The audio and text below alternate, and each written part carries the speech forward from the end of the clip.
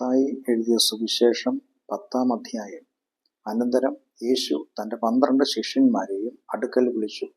അശുദ്ധാത്മാക്കളെ പുറത്താക്കുവാനും സകലവിധ ദീനവും വ്യാധിയും പൊറിപ്പിപ്പാനും അവർക്ക് അധികാരം കൊടുത്തു.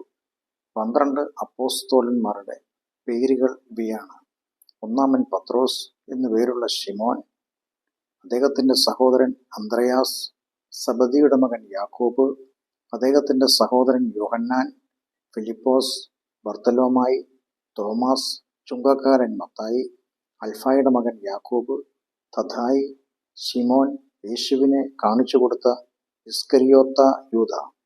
ഈ 12 പേരെയും യേശു അയക്കുമ്പോൾ അവരോട് ആജ്ഞാപിച്ചതെന്തെന്നാൽ, ജാതികളുടെ അടുക്കൽ പോകാതെയും ശമര്യരുടെ പട്ടണത്തിൽ കടക്കാതെയും ഇസ്രായേൽ ഗൃഹത്തിലെ കാണാതെ പോയ ആടുകളുടെ അടുക്കൽ തന്നെ ചെല്ലുവിൻ. നിങ്ങൾ പോകുമ്പോൾ സ്വർഗരാജ്യം സമീപിച്ചിരിക്കുന്നു എന്ന് ഘോഷിപ്പിൻ. രോഗികളെ സൗഖ്യമാക്കുവിൻ, മരിച്ചവരെ ഉയർപ്പിപ്പിൻ, കുഷ്ഠരോഗികളെ ശുദ്ധമാക്കുവിൻ, ഭൂതങ്ങളെ പുറത്താക്കുവിൻ. സൗജന്യമായി നിങ്ങൾക്ക് ലഭിച്ചു സൗജന്യമായി കൊടുപ്പിൻ. മടിശീലയിൽ പൊന്നും വെള്ളിയും ചെമ്പും, വഴിക്ക് പൊക്കണവും 2 ഉടുപ്പും ചെരുപ്പും വടിയും കരുതരുത്. വേലക്കാരൻ തൻ്റെ ആഹാരത്തിന് യോഗ്യനല്ലോ. ഏത് പട്ടണത്തിലോ ഗ്രാമത്തിലോ കടക്കുമ്പോൾ അവിടെ യോഗ്യൻ ആരെന്ന് അന്വേഷിപ്പിൻ.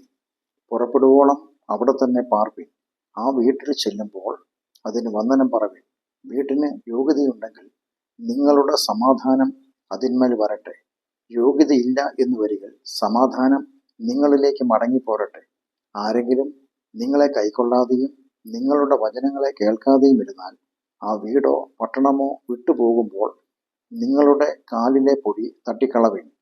ന്യായവിധി ദിവസത്തിൽ ആ പട്ടണത്തേക്കാൾ സൊദോമ്യരുടെയും ഗമോര്യരുടെയും ദേശത്തിന് സഹിക്കാവതാകും എന്ന് ഞാൻ സത്യമായിട്ട് നിങ്ങളോട് പറയുന്നു. ചെന്നായ്ക്കളുടെ നടുവിൽ ആടിനെ പോലെ ഞാൻ നിങ്ങളെ അയക്കുന്നു. ആകയാൽ പാമ്പിനെ പോലെ ബുദ്ധിയുള്ളവരും പ്രാവിനെ പോലെ കളങ്കമില്ലാത്തവരും ആയിരിപ്പിൻ. മനുഷ്യരെ സൂക്ഷിച്ചുകൊള്ളുവിൻ. അവർ നിങ്ങളെ ന്യായാധിപ സഭകളിൽ ഏൽപ്പിക്കുകയും തങ്ങളുടെ പള്ളികളിൽ വെച്ച് ചമ്മട്ടി കൊണ്ട് അടിക്കുകയും എൻ്റെ നിമിത്തം നാടുവാഴികൾക്കും രാജാക്കന്മാർക്കും മുമ്പിൽ കൊണ്ടുപോവുകയും ചെയ്യും. അത് അവർക്കും ജാതികൾക്കും ഒരു സാക്ഷ്യം ആയിരിക്കും. എന്നാൽ നിങ്ങളെ ഏൽപ്പിക്കുമ്പോൾ എങ്ങനെയോ എന്തോ പറയേണ്ടു എന്ന് വിചാരപ്പെടേണ്ട. പറവാനുള്ളത് ആ നാഴികയിൽ തന്നെ നിങ്ങൾക്ക് ലഭിക്കും. പറയുന്നത് നിങ്ങളല്ല, നിങ്ങളിൽ പറയുന്ന നിങ്ങളുടെ പിതാവിൻ്റെ ആത്മാവത്രേ. സഹോദരൻ സഹോദരനെയും അപ്പൻ മകനെയും മരണത്തിന് ഏൽപ്പിക്കും. അമ്മയപ്പന്മാർക്ക് എതിരായി മക്കൾ എഴുന്നേറ്റ് അവരെ കൊല്ലിക്കും. എൻ്റെ നാമനിമിത്തം എല്ലാവരും നിങ്ങളെ പകയ്ക്കും.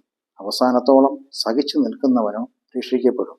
എന്നാൽ ഒരു പട്ടണത്തിൽ നിങ്ങളെ ഉപദ്രവിച്ചാൽ മറ്റൊന്നിലേക്ക് ഓടിപ്പോകും. മനുഷ്യപുത്രൻ വരുവോളം നിങ്ങൾ ഇസ്രായേൽ പട്ടണങ്ങളെ സഞ്ചരിച്ച് തീരുകയില്ല എന്ന് ഞാൻ സത്യമായിട്ടു നിങ്ങളോട് പറയുന്നു. ശിഷ്യൻ ഗുരുവിന്മീതെയല്ല, ദാസൻ യജമാനന് മീതെയുമല്ല. ഗുരുവിനെ പോലെയാകുന്നത് ശിഷ്യന് മതി, യജമാനനെ പോലെയാകുന്നത് ദാസന് മതി.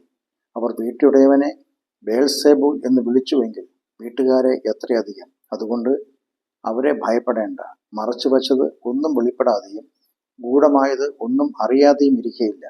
ഞാൻ ഇരുട്ടത്ത് നിങ്ങളോട് പറയുന്നത് വെളിച്ചത്ത് പറവിൻ. ചെവിയിൽ പറഞ്ഞു കേൾക്കുന്നത് പുരമുകളിൽ നിന്ന് ഘോഷിപ്പിൻ.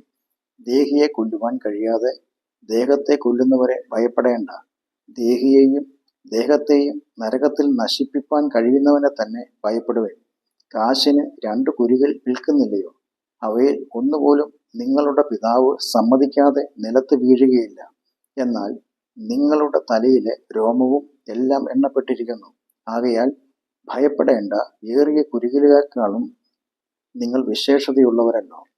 മനുഷ്യരുടെ മുമ്പിൽ എന്നെ ഏറ്റുപറയുന്ന ഏവനെയും സ്വർഗസ്ഥനായ എൻ്റെ പിതാവിൻ മുമ്പിൽ ഞാനും ഏറ്റുപറയും. മനുഷ്യരുടെ മുമ്പിൽ എന്നെ തള്ളിപ്പറയുന്നവനെയോ എൻ്റെ പിതാവിൻ്റെ മുമ്പിൽ ഞാനും തള്ളിപ്പറയും. ഞാൻ ഭൂമിയിൽ സമാധാനം വരുത്തുവാൻ വന്നുവെന്ന് നിരൂപിക്കരുത്. സമാധാനമല്ല, വാളത്രേ വരുത്തുവാൻ ഞാൻ വന്നത്.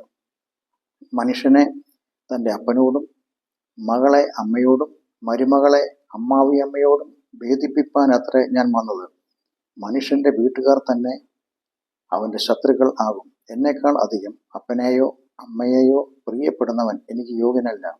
എന്നേക്കാൾ അധികം മകനെയോ മകളെയോ പ്രിയപ്പെടുന്നവൻ എനിക്ക് യോഗ്യനല്ല.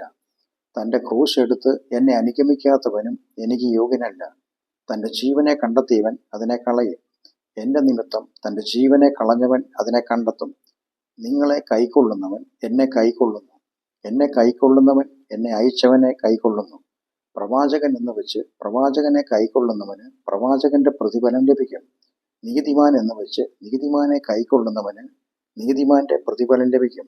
ശിഷ്യൻ എന്ന് വെച്ച് ഈ ചെറിയവരിൽ ഒരുത്തന് ഒരു പാനപാത്രം തണ്ണീർ മാത്രം കുടിപ്പാൻ കൊടുക്കുന്നവന് പ്രതിഫലം കിട്ടാതെ പോകുകയില്ല എന്ന് ഞാൻ സത്യമായിട്ട് നിങ്ങളോട് പറയുന്നു.